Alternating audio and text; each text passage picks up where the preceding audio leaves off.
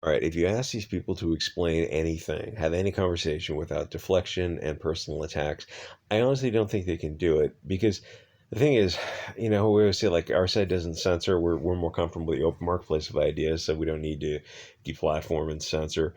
They fundamentally don't have the good answers to anything. You ask them, oh, so this wasn't in the book, so why is it in the show? And they give some long rigmarole answer about, well, things have changed. Yeah, I get that, but the books are what sold people on this idea of this universe. They bought the books. They were really into it. In fact, the books were so successful that the show was made based on the success of that book. So why would you change? Why would you the golden goose kind of thing? Why would you change something? And they give some runaround answer. You go, yeah, okay, but then why did you change a winning formula? They don't have an answer to that. And then specifically, it's always going to be this one group is going to be massively represented. The group you see on screen, we call them the Sun Man community. Get around that algorithm. It's not any other group of people. And they talk about representation being so important. You go, okay, well in America, there's actually other groups of people who are more than this group of people. So why do you always show this one group of people, especially when it's so disconnected from their own internal origin story.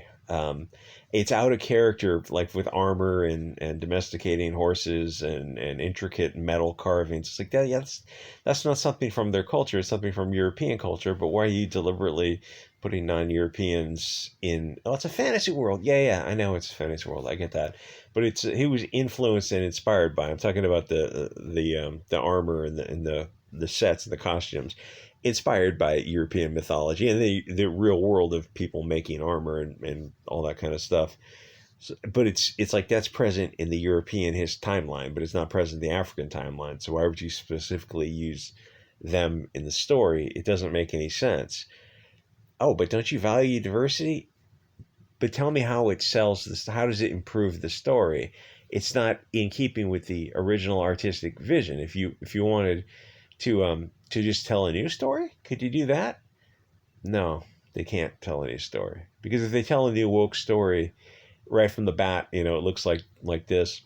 Nobody's going to be on board with it. The only reason they do this is because of the bait and switch technique, where you're familiar with Game of Thrones or Lord of the Rings or all these other stories. You vaguely have in the back of your mind, you'll give it a shot, and then you pay for it and you look at it and you're like, wait a minute, this isn't. Why are you doing this? And as he says later on in the review, he goes, "Oh, it's definitely not to check a woke checklist or something like that." And you go, it feels like that's what it is. It feels like you just are checking, ticking boxes for a checklist. Because, I mean, this isn't like our first time at the rodeo. We're familiar with Hollywood because it's always that one group of people who are substituting for another group of people. So he can't point to anything in the stories where the Valarians are supposed to be portrayed as the Targaryens. It's the same looking group of people, and they're not described as they have as you see before you. I mean, because the books were written, you're not going to go back and edit the books. So his explanation is, yeah, well, they could have been in there, but they weren't, though. So it's not it's not istophobic, as he says something like, it's incredibly annoying and to find these whinging fans who are so upset about it. People aren't people don't give a rat's ass about this. I mean, they're not like this huge straw man of like, why are you so pressed? Touch grass, my guy. Yikes! I don't think people are that stressed out about a TV show because the books are out there. But the burden is kind of on you to say, well, wait, why did you swap out the characters without a deflection or an ad hominem? Tell me why you swapped out the characters. Propaganda purposes. Frankfurt School, Solinsky, Marxism, Bolshevism, whatever you want to call it. It's propaganda purposes. It's part of the humiliation ritual. And he asked him like, yeah, why didn't you just write something new? Because no one would buy it. Okay, well those are short, clear answers. Why didn't you just say that? Because they'll do anything but tell the truth. So she says, I think it's the fantasy world. We can believe in dragons and wolves and whatnot, but we can't believe everyone in the story is non-European based. Yeah, because the dragons and the wolves were in the story, as were they're not European people in a fantasy story, but they were fair-skinned people. They were actually in the story. The Africans weren't in the story. If you want them in a story, pay someone to write a new story. How hard is that? Um, yeah, but they're talking about familial relationships and dragons and all. It's not a pointless complaint because all that stuff was in the story. These people weren't in the story. This is just absurd. And, a big part of it is these puppet masters are getting the pawns to fight each other, to pit, one side of the chessboard against the other side of the chessboard, to fight over nonsense about this kind of, globalist Marxist type of insanity while they kind of sit back. But the thing is, all this didn't have to take place. You didn't have to swap out the characters. You could have given them, if you want African actors to play characters, you could have just written something fresh. But they didn't, like, they won't, it's like they're kind of screwing both sides here. And like, they wouldn't even do that because they don't want to tell African stories. Like, why don't you just find it, if you want to, specifically this one group or whatever group of people, find the writer who wrote those stories. Like a Chinese guy is going to write a Chinese fantasy story. African's probably going to write an African fantasy story. Why don't you find somebody who already wrote one of those stories? I'm sure they're out there, and tell that story and put some money into it. It's not going to be a huge hit because it has to develop itself. Well, yeah, why don't you do that? Oh, because we don't want to tell non-European stories because we want to subvert and corrupt everything. And SJW hears that, and I know they might get a little bit triggered by it, but it's like, what would you call it when somebody told a story? Yeah, the original artistic vision of whoever, Lord of the Rings or Game of Thrones, telling the story, and you changed the original artistic vision of the story because, oh, well, I think Martin at a coffee shop said something about, oh, yeah, he could have made him black, something like that. It was a real off the cuff comment, but he didn't. He didn't. So, I mean, what is it like? Why are you putting it in the story?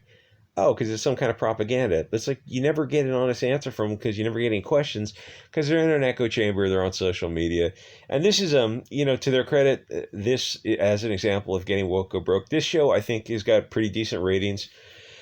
So I don't know its financial situation, but the reviewers gave it I think an 80, and the audience gave it an 82. Where stuff like She-Hulk and Rings of Power and whatever else all get like the ratings are in the 30s. That's like the She-Hulk stuff or the Rings of Power stuff. It's shockingly bad. But for whatever reason, people are more on board with this. Maybe because the Games of Thrones original show had such a draw behind it, had such a name recognition behind it.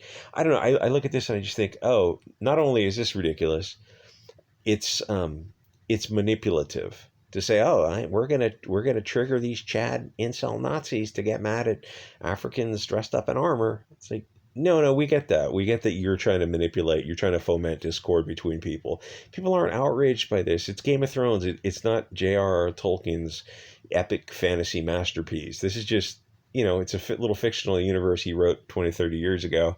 I'm sure it's decent stories. It has some fans, but it's not going to withstand the test of time if you want to swap out the characters and destroy the artist's original vision. Yes, you're destroying it. And now people like SGWs hear that and they see these characters and think, oh, you're attacking them. No, we're attacking the puppet masters who are pulling the strings on this to manipulate people into fighting each other as much as possible. So we keep distracted with this kind of petty bullshit instead of focusing on, the real stuff like, billions of dollars going to Ukraine, which is being funneled back into people's pockets and that kind of stuff. It's like we focus on this. I mean, this is nonsense. This is ridiculous. It's a paycheck for the actors. I get that, but even if you're in Pox Twitter, you should be looking at this and go, oh yeah, it's kind of weird they're not telling our own stories. Like, can't we have our own Hollywood and tell our own stories? No, you're being manipulated too. Everyone's being manipulated until you step back and go, oh, we are being manipulated, and this is what it looks like, this kind of nonsense. Which, yeah, hey, if it got an 80%, then some people are out there. They must be doing a pretty good job with it.